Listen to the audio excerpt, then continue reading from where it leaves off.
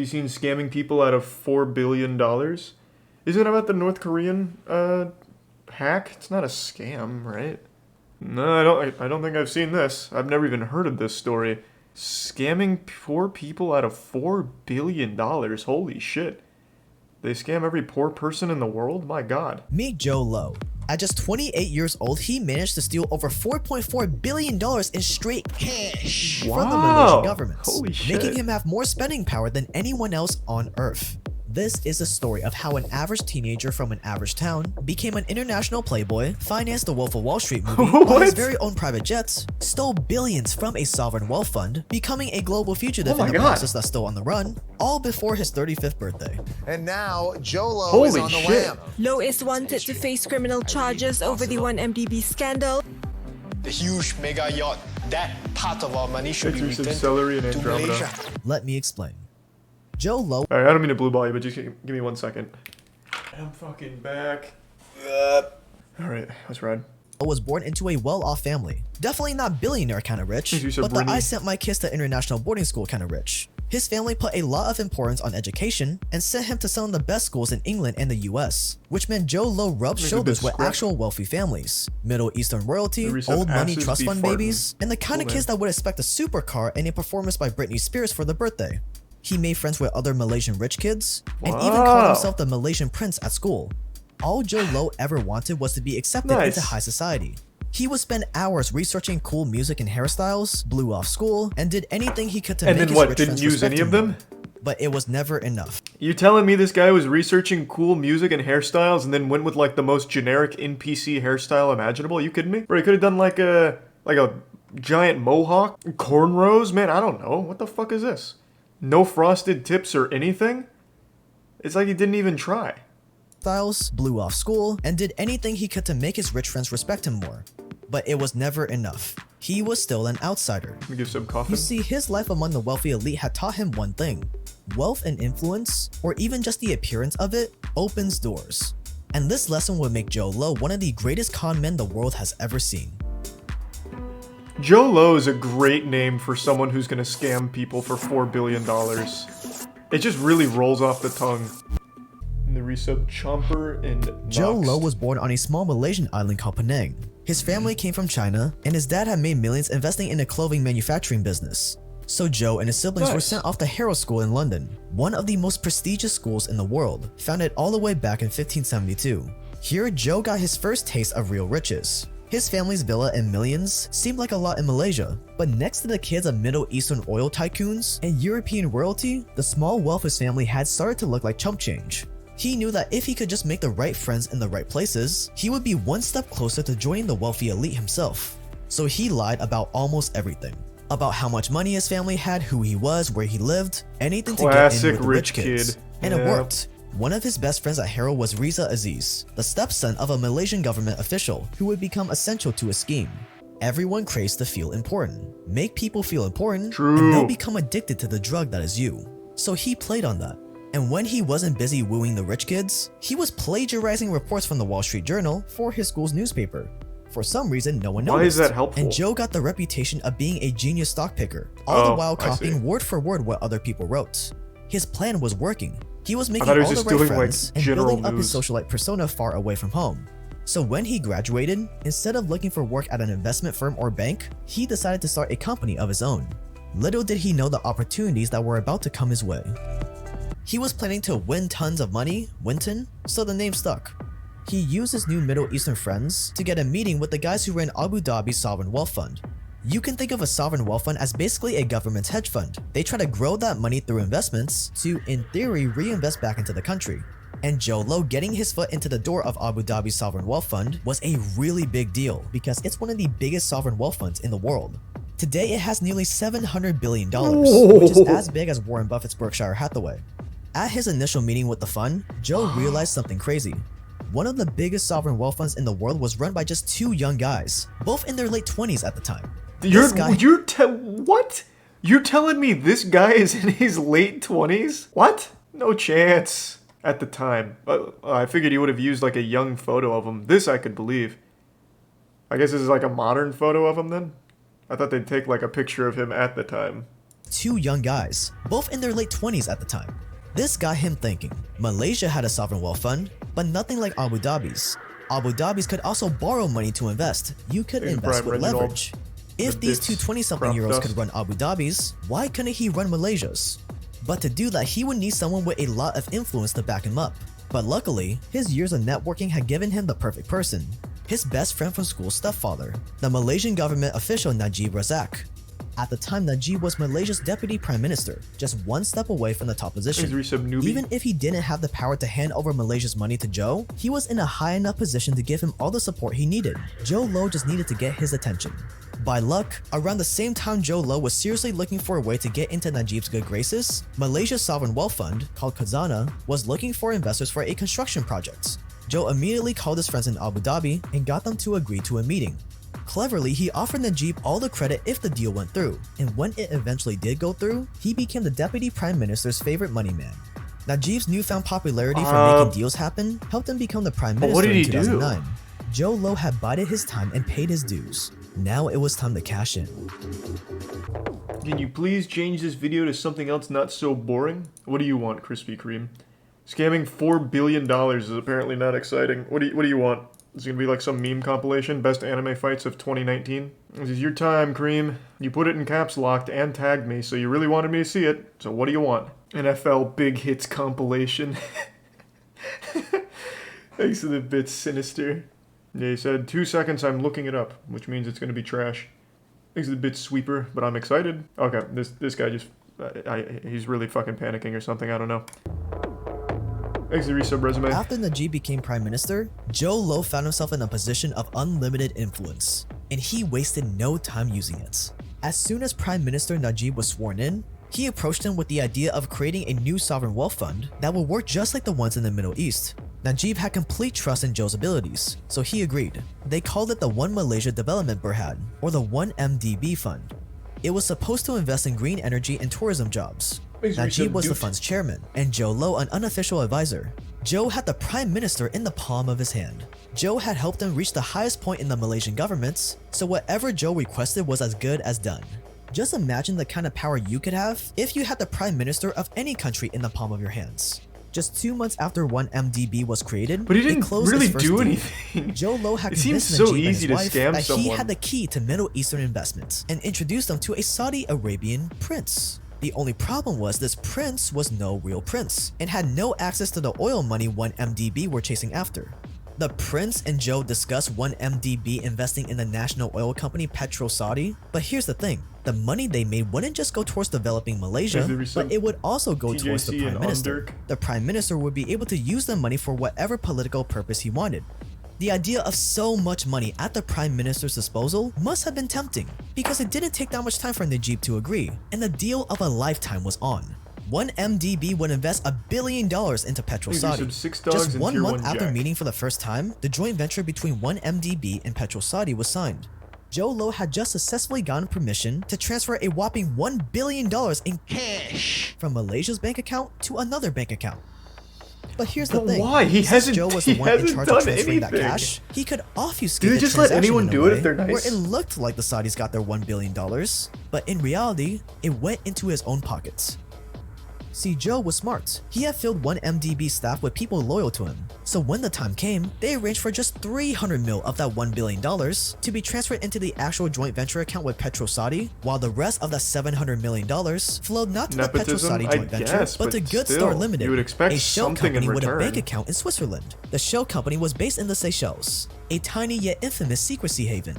Good Star Limited was what's called a bearer share company, meaning that whoever held the physical stock certificate, whoever held that literal piece of paper in their hands, owned the company. And who do you think held onto the single stock certificate of Good Star Limited? Joe Low. And this shell company that is very hard to connect to Joe Low just got $700 million richer. In exchange for the magic trick, Joe Low paid over $100 million to his two friends in Abu Dhabi. And after it was all said and done, Joe Low has successfully pulled off one of the greatest financial frauds in history, and was now halfway there to becoming a billionaire. How did he get away with this? He explained that Malaysia had to repay a debt before the joint venture could continue, and Good Star Limited was actually a company owned by the Saudis. I mean, I don't understand how all this high finance works. I guess I'll just believe what our sovereign wealth manager says. But Joe Low was far from done.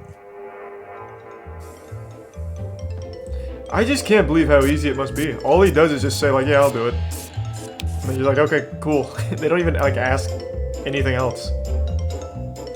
With one successful con under his belt, What Super Joe Bowl started commercial looking am I for in, man? more. 600 million was great and all, but there was still opportunity to make even more. So Lowe focused on his next targets. Tim Lesnar, head of Goldman Sachs Asia division. He had given him the special treatment he learned in school, he flew him out to Abu Dhabi, got him meetings with one of the richest sheiks in the world, and made sure he had the complete luxury experience. Why was Tim Lesnar a target? Because he was he's about to also get stupid? I have $1 no fucking clue. $3.5 billion from bond sales to buy coal power plants. They were going to package these power plants into one company Why? and go public on the Malaysia Stock Exchange. Joe hoped this money would help cover 1MDB's losses. The only problem was, 1MDB had no credit rating, so bond sales were almost impossible. Which is where Tim Lesnar came in. He knew the right people to bribe to get the company listed, and that's exactly Here's a what Super he Bowl did. promo called Over the next few Everyone's years, Here. Goldman Sachs gave 1MDB over What is $5 billion. that? How would there already be a Super Bowl promo out? Super Bowl halftime show? This is an 18-minute video from like a random channel with 9 views. This is absolutely just your channel. But nice, we fucking made it! $1 billion from bond sales. Every time they sent the money, a lot of it would be siphoned off into offshore accounts owned by Joe Lowe.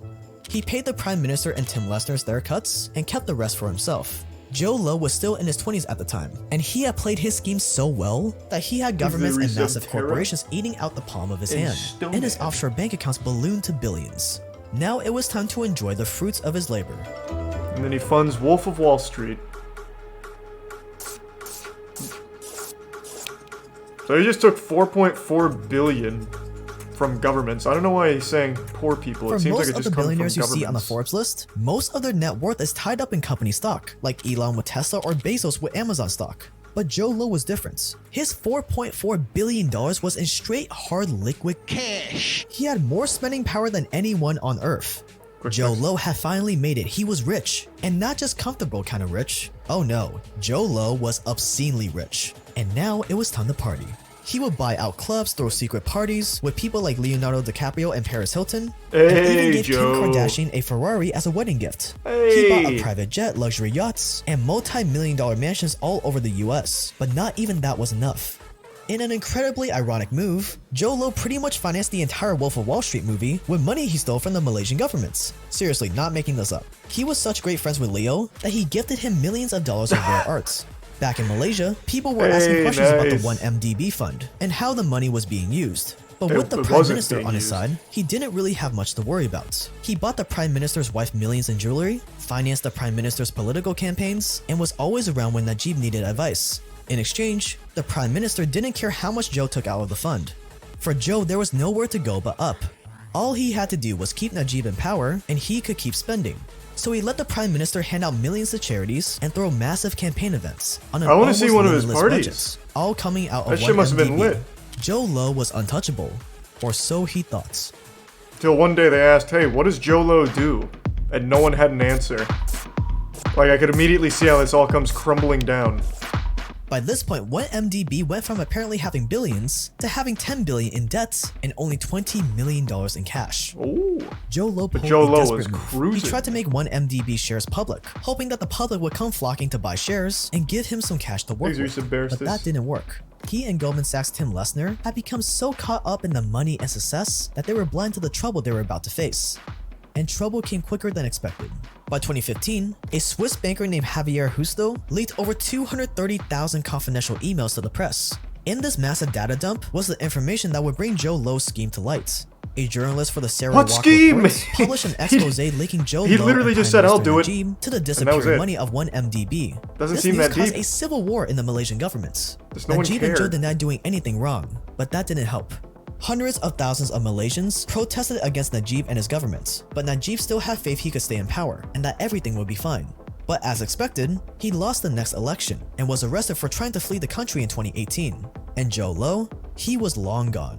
Almost $1 billion of the money he stole had been seized, but Joe himself has Aw, disappeared man. into thin air. Joe. All we know for sure today is that he's somewhere in China. His love for luxury and fame didn't die down though, as he's sometimes spotted in clubs or private parties, only to disappear soon after. Oh, like the a last widely cryptid. reported sighting of him in the news was ironically in Wuhan back in February 2020, when the world was getting really riled up. Thanks to the bit snow.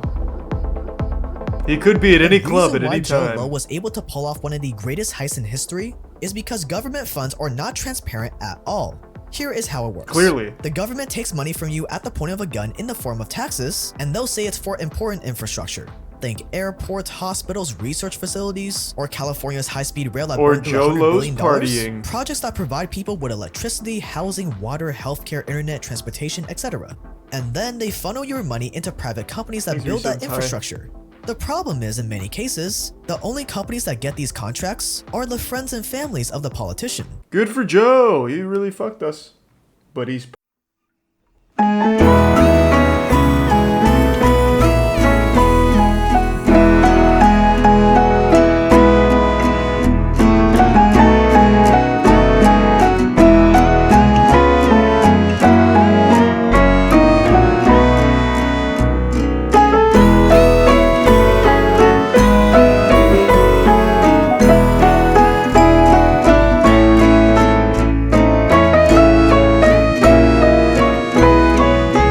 Watch the best anime of 2021. Why would I do that? Why would I watch just the best of anime? Look into Addison Rae's skincare brand. Why? Is there something crazy with it? Is it one of those things that uses like a, what was it, like baby foreskin or whatever? Oh, oh, I see. Addison Rae going with the Valkyrie approach.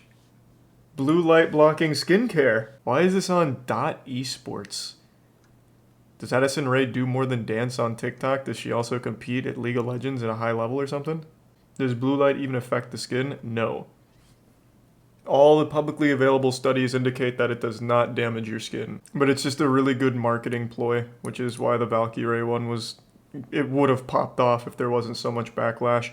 Addison Rae, though, is much smarter because her audience is much younger. They have no idea what blue light is. They'll just buy it because Addison Rae said so. Yeah, we can do some Mr. Nightmare later. I want to see this humanoid robot. You might have seen a video doing the rounds of a grey robot that looks ultra lifelike. Is it real? Is it fake? Well, at CES 2022, Ameca the robot was on show, and let me tell you, the experience of interviewing this robot was very uncanny. It doesn't seem that realistic. Like, I wouldn't be confusing this for a human. So Morgan, for entertainment, is for communication, and is for interaction with the robot other looks so people. nervous. Ameca is the pinnacle of what we can do, but it's still not exactly like a human. Is there some We didn't want to make it look exactly like a human. We wanted to make it look like a robot. It's the vision of what Tier 1 humans Asher. see humanoid robots in the future. You've seen all of the films. They all look like this. Such a good movie. So design something. Hello, bye, robot. What if you can call them eyebrows, how did you actually build the robot to look so Why is human it with those winking? Is it expressions? flirting right now? Well, what we do is we first look at a real It looks like human. me when I used to get It's what we call blackout drunk but animation pretend first. I was still So sober. What does a real human do? Automate LA those Noir expressions, facial expressions. because whatever the True. mechanics do looks lifelike. So Ameca's got quite a few motors in its head, but we can see Ameca going through some facial expressions now, opening her mouth. A big wide smile is one of the things that we want Ameca to do. Oh, she's so happy. Big smile, Ameca.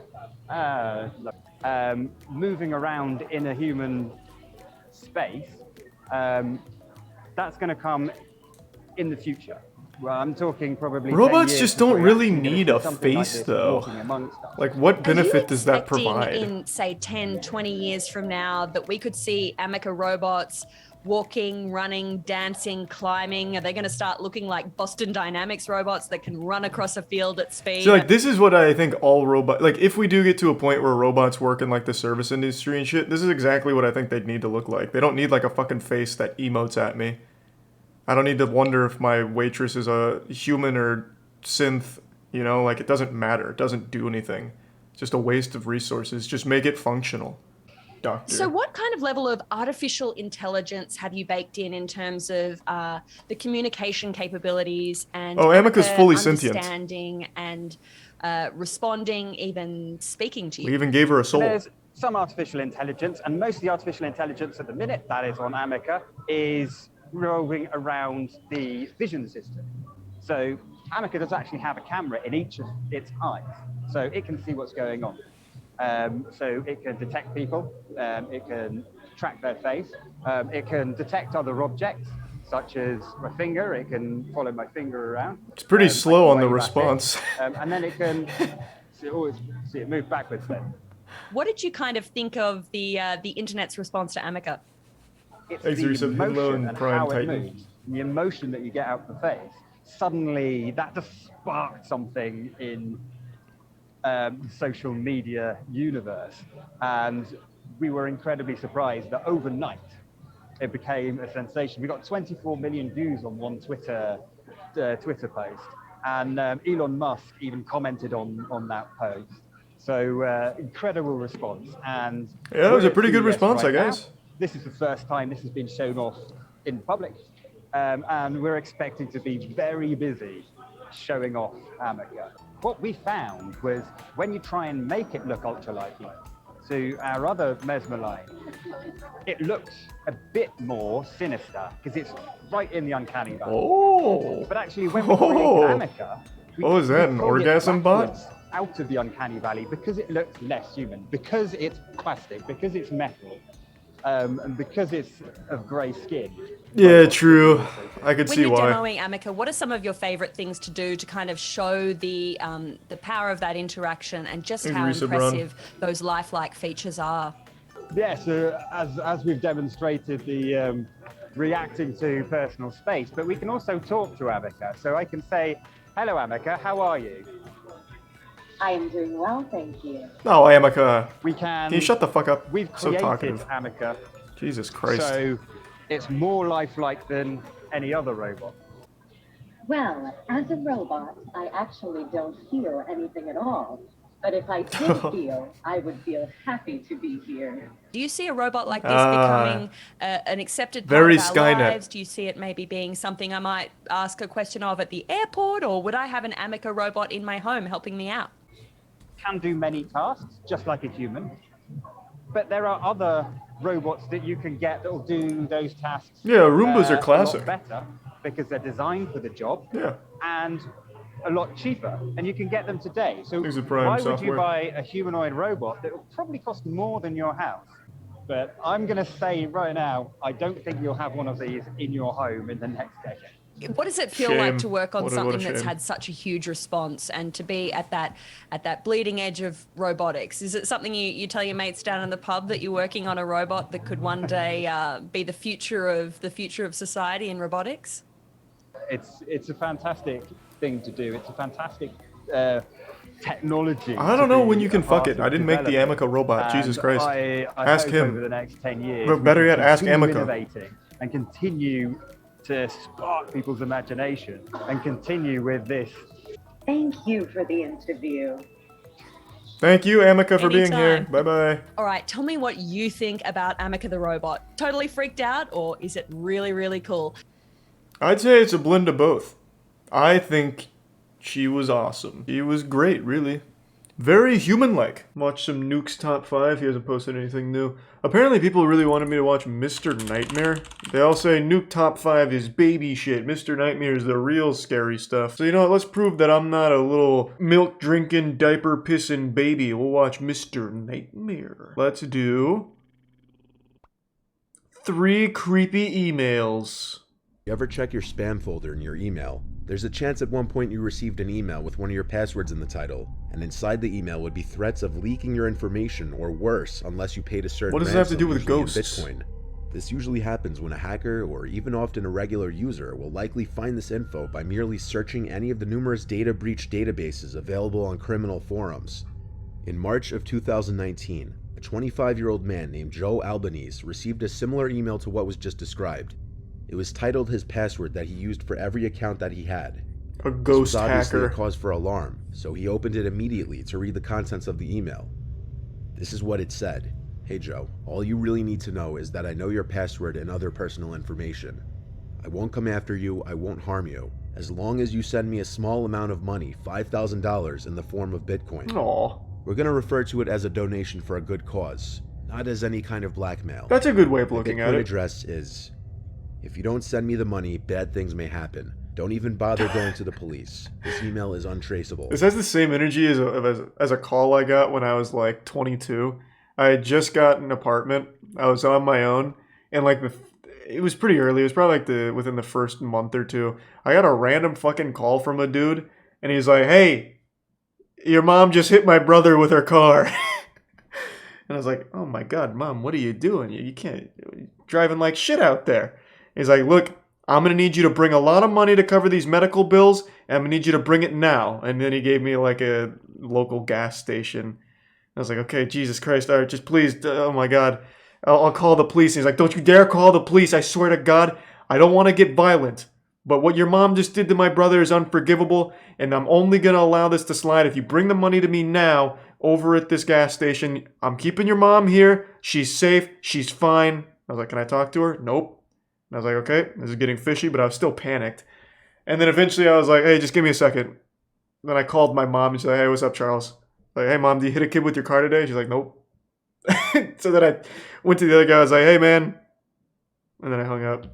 That shit works, though. I guarantee if I was like a year younger, not quite as wise as 22, I would have fallen for it. I would have went right to that gas station and got my ass beat. Then I would have been pissed at my mom. I'm like, "Man, Mom, what the fuck?" Joe did some research and learned that these kinds of threatening emails are common scams, and usually nothing will come of them. Still, Joe replied to the How old are you email now? asking 27. what other personal information of mine do you currently He's a possess. tier 1 I'd Vega love to boy. know. In the He resub sent this as Honky a and sort Magnus. of challenge to the email, not even really expecting a response or for it to even go through. But it did, and he promptly received a response back saying, "I know your home address is F. If you go to the police, I will know about it and you will be sorry." He decided to wait it out and see what would happen next, and after 3 days, there was a follow-up email saying, "I'm still waiting for the payment. I won't wait much longer." Joe replied this time saying, "I'm not paying you $5,000. If you want to come to my house, Damn, you'll get a Joe. fistful of lead." This was a complete bluff though, as he doesn't actually own a gun, and the hacker likely knew that because that same night, Joe received a follow-up email containing a picture of his house. It was the side of his parents' house and zoomed in on his bedroom window upstairs. He didn't want to tell his parents in fear of worrying them, but now that his gun bluff didn't work, he knew he may have to get them or the police involved. He's a tier 1 He Dre. responded one more time saying, "I don't have $5,000. I'm broke paying off student loans. The house you sent a picture of is my parents' house. They did nothing wrong. If you need to do this, please do it to someone else. I don't have the money to send you even if I wanted to." There was no response this time, but within an hour, the sound of glass shattering from downstairs traveled throughout the house. And everyone, including his parents, heard it. There was one of their decorative bricks from the front of the house, laying in the dining room among thousands of tiny shards of glass from the broken Fuck is this, window. Hitman? Joe tried to explain the situation as quickly as he brick? could, and while he and his dad took a quick look outside for anyone who could be out there, his mother called the police. Joe showed the police officers the emails and everything, which were forwarded to the police department. A police officer stayed parked outside the Albanese house for a couple hours that night. Joe blocked the email address from sending any further emails, and as far as he knew, he was never contacted again. Sent from an untraceable device, likely an iPod Touch or similar device. Very specific. Why an At some iPod point, Touch? everyone imagines being famous in their lives. A Here's lot the of people Prime create Impala. this image in their head that being in the public eye creates for nothing but a fairy tale life. But that's far from the truth. Being under the spotlight in Execute any Elite. capacity comes with a lot of drawbacks, one of which being stalkers and overly obsessed fans. One extreme case of this, an ex-radio host and DJ who was centered in Los Angeles had a long, seemingly never-ending chain of emails from an obsessed fan. It started around 2005 or 2006 when the DJ started noticing a regular listener, someone who listened to the show every day and would call in on the request line from time to time. At one point, the listener won a prize from the show, and in order to deliver the prize, the DJ requested her email, and that's where things began. In order to be polite and cordial with the girl, he would answer all of her emails, and when Facebook started to become popular, he added her back where she commonly liked and commented on his posts. This There's went a on for wholesome while, story. Now they're until married. One day the fan professed her love for him. Oh. The DJ rejected this advance in the most Aw. polite way he could. She seemingly accepted the rejection, and the DJ thought it would be the end of it. But it wasn't. In 2011, she emailed him a link to a blog that she was writing, where she would post Things about probably him glitched. and their quote-unquote love multiple times per day. The DJ started sending DMCA requests to her blog host from the photos of his that she had posted. The repeated violations got her blog shut down, but then she started emailing him instead of posting blogs. He made a filter folder so he never would have to see them aside from occasionally peeking at the insanity in the folder from time to time, just out of curiosity. Years went by and he hadn't answered any of her emails after 2 of them when he very adamantly told her to stop all communications and leave him alone. This continued for years, and in total she has sent him over 4,000 emails, all of which she's archived. This is a picture of just a select few of them. The more recent emails had gotten very dark and violent and Whoa, damn, these are pretty intense. Oh, she made a typo. 4,000 emails? How many of them are full of typos? You kidding me? You got me fucked up. Shove it where the sun don't shine, or according to In Mandy's vagina. Fuck off. Get lost, Janet motherfucking Jackson. Kiss my ass. Well, yeah, this is just mental illness. Yeah, that's rough. Most disturbingly, she sent the DJ photos of a shrine she had made of him in her home, with framed photos of his good social picture to media that use. she posted up on the walls, desks, etc. Helga. Being a DJ, his appearance schedule must remain public, so she could technically find him working at nightclubs anytime she wants to. In this last one, a viewer who wanted to be referred to as Christian received multiple emails that he wanted me to share in a story video. Christian has a friend named Katie who was out for a job interview. They used to be co-workers, which is how they met. Nothing was out of the ordinary until Christian started to try and contact Katie after her interview was supposed to be done, only to find that his texts weren't delivering and calls were going straight to voicemail. It was very possible that her phone could have been off or she had no cell service, but as hours passed and still nothing was delivering, he started to get concerned. He saw an email from Katie's old work email. He opened it, and it read, "Hey, I lost my phone and keys. Can you come pick me up? I'm by some old warehouse construction looking building in the parking lot across from a Hyatt place." It's a trap. Christian asked when she last had her phone and if she had any idea how she lost it. She replied, "I have no idea. Just come soon, please. It's cold." The address that she then sent to better help Christian get to her said it was 20 minutes away. But looking at the location of the address on the map, it led to some abandoned-looking warehouse parking lot, evident by the green growing in the parking lot and decaying-looking rooftop. Christian sent another email back, demanding she go to a less sketchy pickup point. She took a few minutes to answer back with, "I'm already sitting on a bench here. I'm comfortable, just please hurry." Christian got in his car and started following the directions to the location he was told to go. But about halfway there, he stopped the car when he had a thought. And that was, how is she using her laptop to email him in the middle of some random parking lot by an abandoned warehouse? While it was maybe possible that there was some free Optimum Wi-Fi nearby or something, it did seem very unlikely. This is where Christian became suspicious of the whole thing, and the fact that she was using her laptop to contact him instead of going to the hotel across the street and calling him just made it seem more suspicious. He tried calling her number a few times, and now it was ringing instead of going to voicemail. On his third try, the phone rang twice and somebody picked up for a second, though most likely on accident. By this point, Christian was suspicious all of Katie's things were stolen. He called Katie's brother to tell him about the situation and ask his opinion. Chris, kind of smart. First thing, have you heard from Katie? Katie's brother said she had been home for 2 hours, and that her entire backpack and phone were stolen. Christian yelled into the phone that he was being led into some sketchy parking lot at that very moment by someone who was on Katie's email, most likely on her laptop. Christian drove to Katie's house immediately to pick the two of them up, and they called her but it was an voicemail, elaborate trap. all 3 of them yelling threats of what they The real Katie was at the return bench. phone and laptop. Those were the Probably criminals. went unheard if the thief didn't have her passcode. They also sent a number of texts which went unresponded to. After calling the police and requesting assistance in the parking lot, a police car did show up, but the entire parking lot was abandoned as expected, and no further emails were received. Christian may have avoided being lured into some kind of trap that would have led to him being robbed or harmed. Yeah, true. Good work, Christian. Well, there was nothing paranormal there, so it wasn't scary. No ghosts, no spooks.